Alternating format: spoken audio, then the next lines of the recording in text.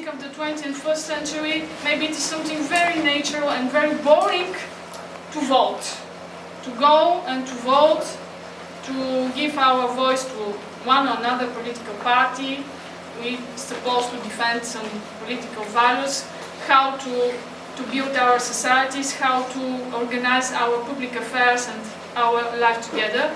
But I would like to remember you that in the beginning of the 19th century, in the beginning of the 20th century, there was people, many men and women are fighting to make it possible to vote. They are fight and they died for this right. Because I don't know if you know, there is one of the biggest philosopher of the 20th century, Hannah Arendt. She is woman, she is Jewish, and she is a very clever woman. And she said something very interesting. She said that human being is a person, someone who have the right to have rights.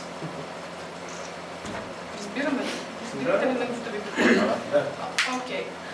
So we'll continue with this topic. I would like just tell you two things. The first is I would like to tell you a story related to my youth. And I will finish with a little presentation of European Citizen Initiative. It is a new kind of tool of empowerment of citizens in the European Union. Maybe we will,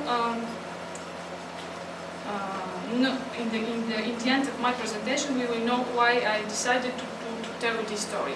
And why I decided I think that to make obligatory the voting, it is not possible, it is not good, and I will tell you why. When I was 18, it was in the end of the 80s, it was the socialist period. Many of you maybe, well, I don't know, were born in this moment, I don't know. Yes, but I was 18 years, and it was my first time to vote. The first time that I had the possibility to vote, to express my, my political opinion. But it was not possible, because in this period, we had only one person, there is no choice. But we were obliged to go and to vote. And I was sitting in my room, I remember this story because I was sitting in my room and not listening, but watching in the television, there was Olympic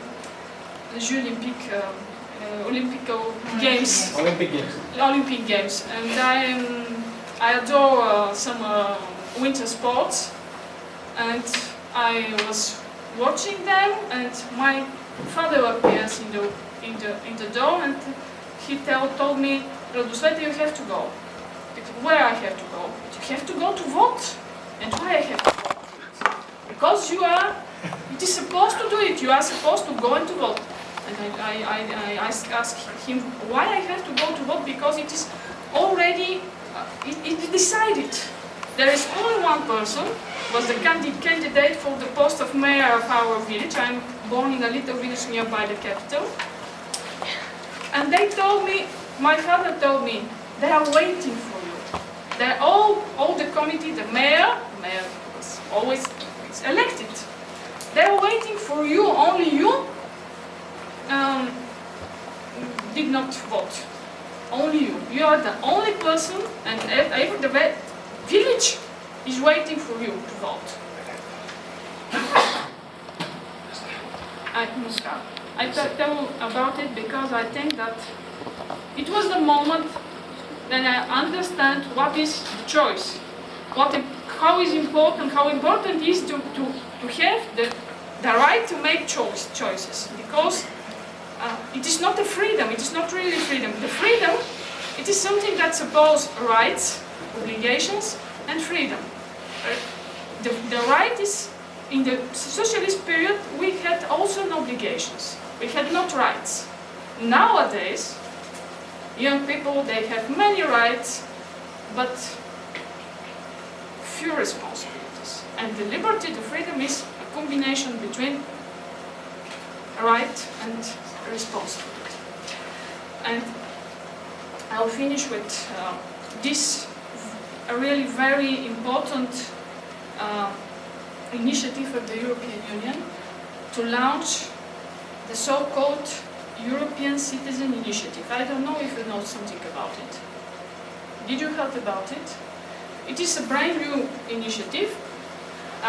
It was been launched in 2009 by the European Commission according to the new Lisbon Treaty, and it gives to every European citizen the possibility to make a legislation, to propose a new law on the European level.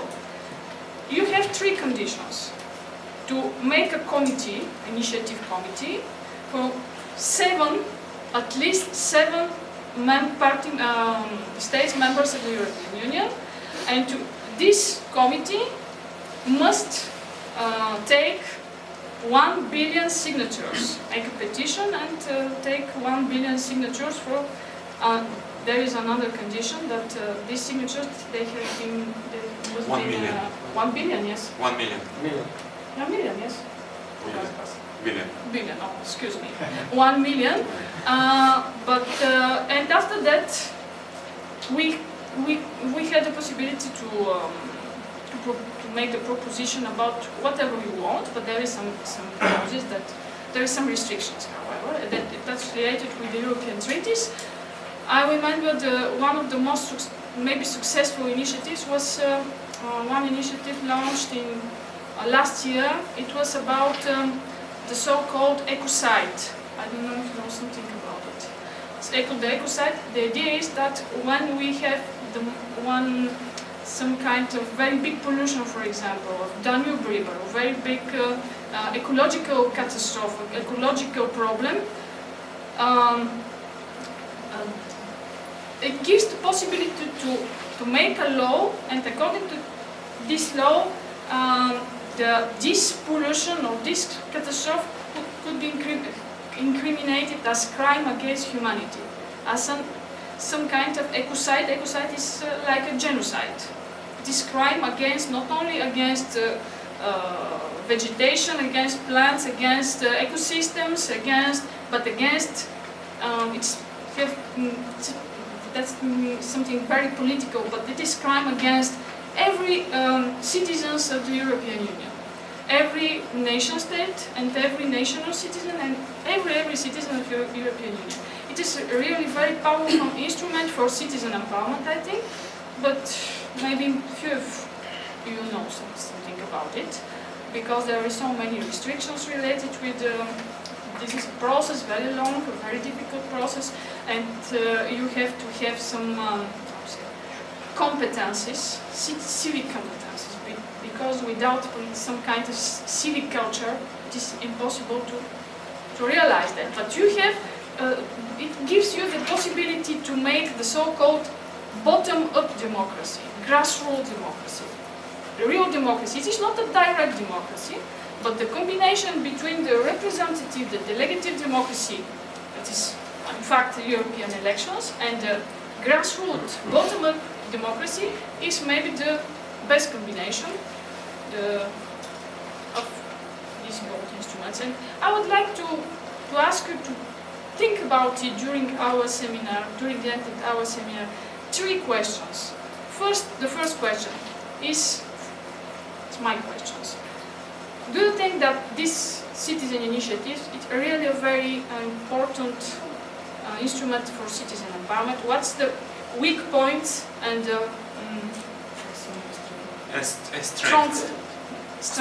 strong points of this initiative? What's the weak points and the strong points of the European elections as an instrument of citizen empowerment? And the last one, European projects, because Dancetu told you about some problems related with the implementation of European projects here in Chiprovtsi. It must be, and it is some kind of really very good instrument for citizen empowerment. You know that European projects give you the possibility to make something with European funds, to build something, to work together, to make something for your local community. But sometimes the situation is really not very good. We have stadium there. A stadium. A stadium, but we have only 2,000 people living in Chiprovtsi who will use this stadium. It is not. It was an excellent project according to all European standards, but it is really useful for local community. It is really an instrument for citizen empowerment. Excuse me, and it was my point of view, and after that I give the word of my colleague Stoil Tsitselkov from Bulgaria, from the European Association for Defense of Human Rights. And also from Shtastlivetsa. And also from Shtastlivetsa. Sorry, if you haven't told this already to everyone, just remember that you're divided in groups and make sure you write down the things related to your topics. Because afterwards we'll be, presenting stuff related to what you were supposed to watch for in the lectures. So that's all I have to say. Oh well, if you allow me, I'll be sitting because I'm tired. Too much rakia. Never too much. Yes.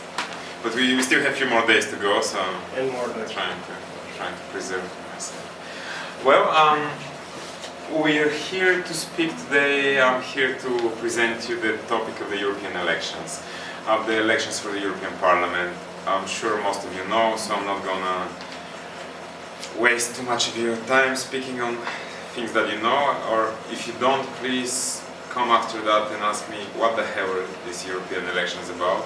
If you have no idea, it's okay. I have the time and the energy to explain you, because I believe this is an extremely important thing for everyone to know. So if some of you have skipped that, please come. But now I will really try to get further in.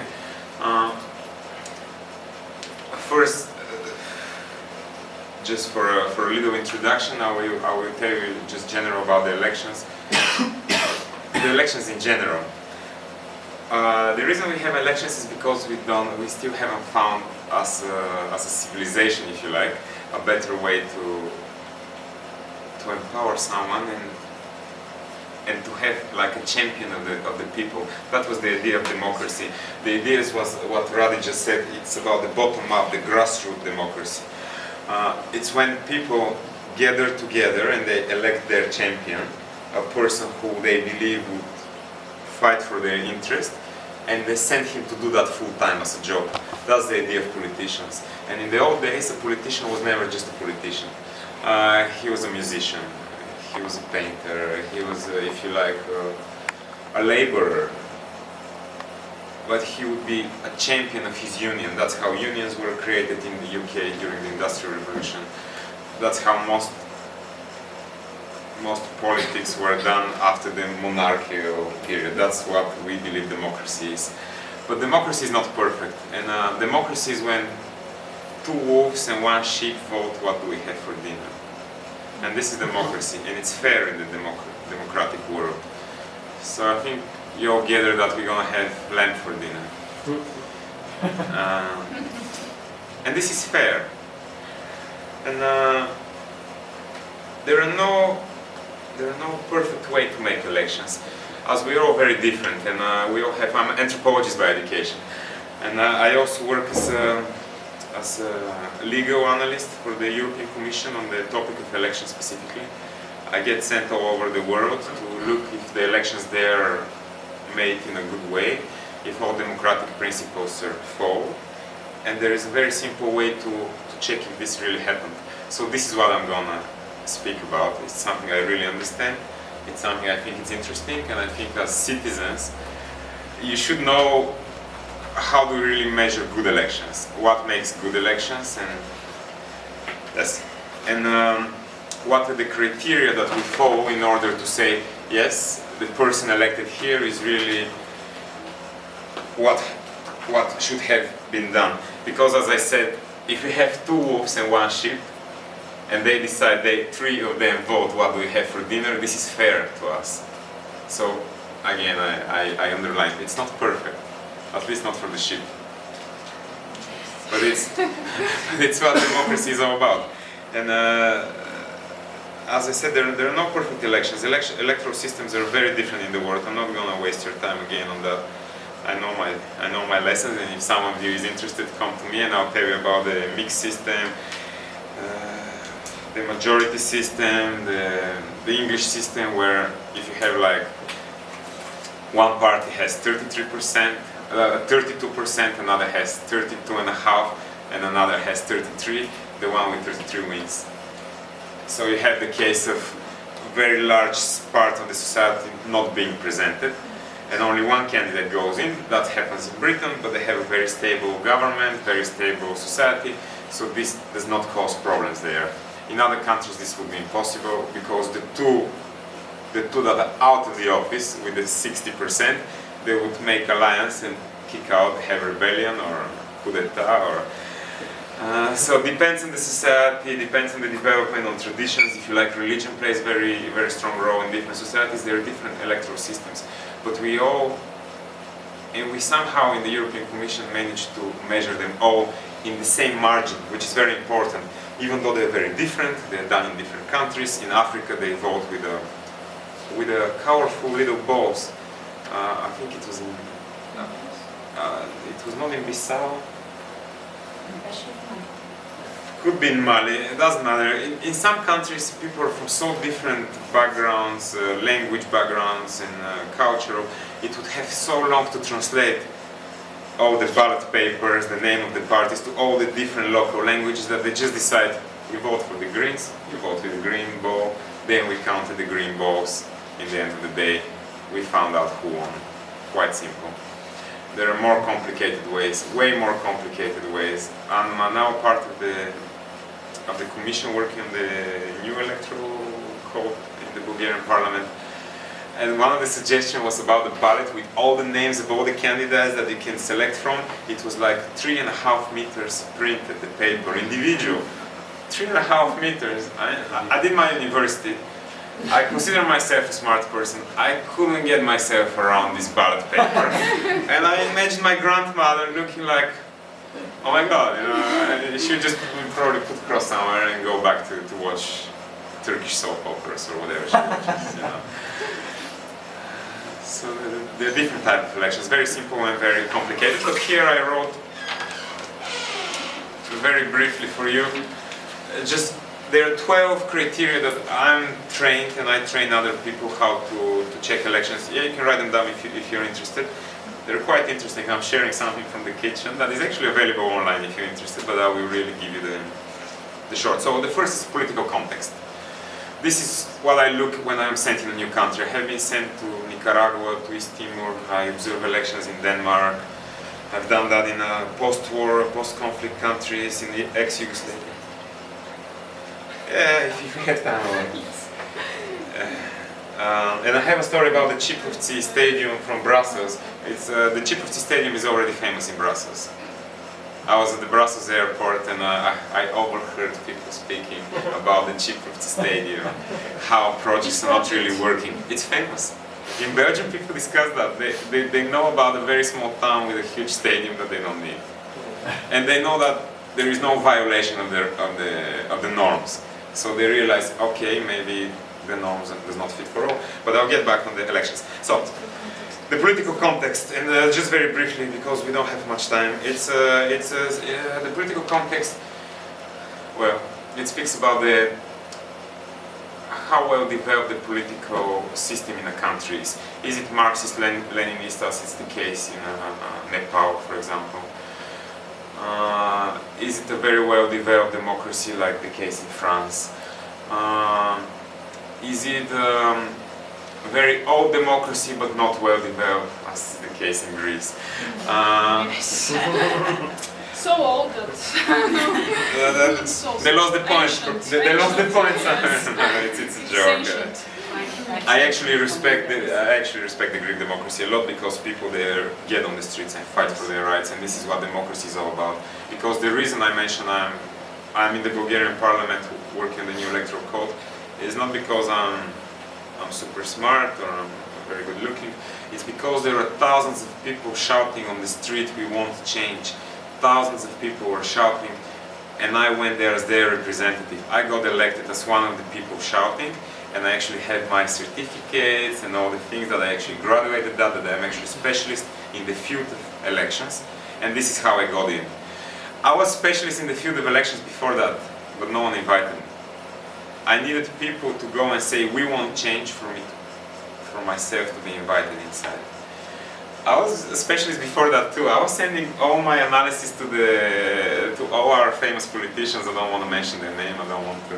Maybe for our guests, only to mention that last year there was a very big demonstration, not only street demonstration, but a very big protest in Bulgaria against the new elected government, and not also against the new elected government, but against the political system, against the social system, against all this system of the transition, the so-called system of the transition, and the so-called democracy of say democracy. Excuse me. Very Because they are not, yeah, perhaps you might miss the almost riots we had in something Bulgaria. about it, about the Bulgarian political context, because we're speaking about the political context in Bulgaria. Oh, we're speaking now in general, Okay. in Europe. I'm just giving an example how protests from the streets actually make changes in politics and how they bring people to the parliament who are not elected by voting. I'm not a politician by any means, but I'm there speaking with the politicians, and when there are people shouting outside, they have to listen. And it was physically the case. I was inside the room and people were shouting outside like they were screaming, we want something to happen. So when I'm inside speaking, they're listening to me. When there is no protest, they're like, yeah, okay, we heard that. They throw it in the round folder, the bin, and it disappears. So the political context speaks about how our elections, speaking about elections in the field of elections, how elections are constituted. Who decides when the elections are made? All this we take in consideration, and we write our analysis and reports. I'm not going to dig into that, but it's pretty much about basic civil rights. Are you well informed? Do you know there are elections? Did you hear there are European elections this Sunday? Do you know who are you going to vote? This is the political context, the general understanding, the readiness of society to have elections. Say in times of war, obviously, elections are not a good idea, or like the case now in Ukraine. In times of such strong political pressure, we're not sure if the referendums are really free, they really express the will of everyone, if everyone feels free to go and vote. Then we have the legal framework, and this is where I come, this is what I usually observe. It's very simple actually. The legal framework is very simple. We look at the